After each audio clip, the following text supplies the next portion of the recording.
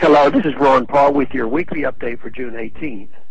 Last week, I joined several of my colleagues in sending a letter to President Obama requesting clarification of his criteria for the lethal use of drones overseas. Administration officials assure us that a high degree of confidence is required that the person targeted by a drone is a terrorist.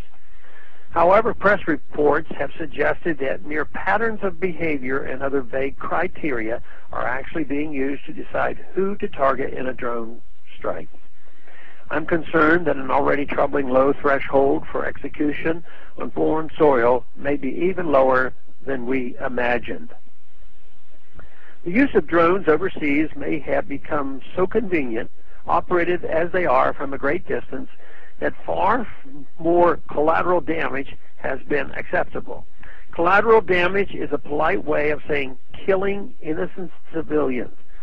Is the ease of drone use a slippery slope to disregard justice? And if so, what might that mean for us as they become more widely used on American soil against American citizens? This dramatic increase in the use of drones and the lowered threshold for their use to kill foreigners has tremendous implications for our national security. At home, some claim that the use of drones reduces risk to American service members. But this can be true only in the most short-sighted sense. Internationally, the expanded use of drones is a widely unpopular and, in fact, creates more enemies than it eliminates. Earlier this month, a former top terrorism official at the CIA warned that President Barack Obama's expanded use of drones may actually be creating terrorist safe havens. Robert Grenier, who headed the CIA's Counterterrorism Center from 2004 to 2006, told a British newspaper that, quote, "The drone program needs to be targeted much more finely.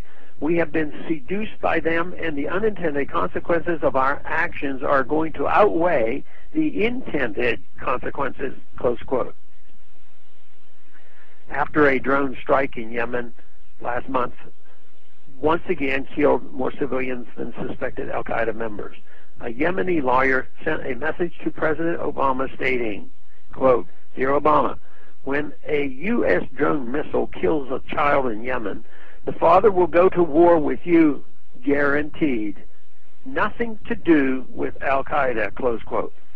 These are the unseen victims of the President's expanded use of drones, but we should pay attention and we should ask ourselves how we would feel if the tables were turned and a foreign power was killing innocent American children from thousands of miles away.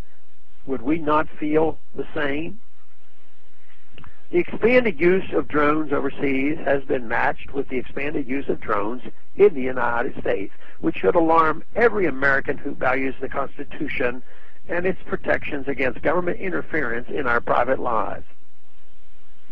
Recently, the governor of Virginia welcomed the expanded use of drones in his state because they, quote, "make law enforcement more productive," close quote.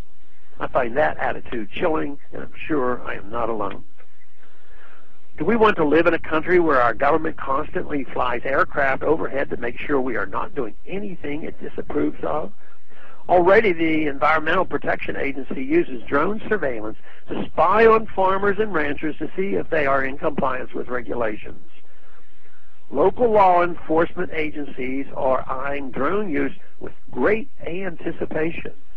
Do we really want to live under the watchful eye of Big Brother?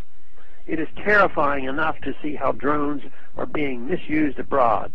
We must immediately curtail the government's ability to use drones. The massacres in Yemen and Pakistan turn out to be crude training exercises for what the administration has in mind on our own soil. Thanks for calling this update. A new update is placed on this number, 888-322-1414, every Monday. The written text can be found on my website, www.house.gov/Paul, under the heading Texas Straight Talk. Thanks for calling.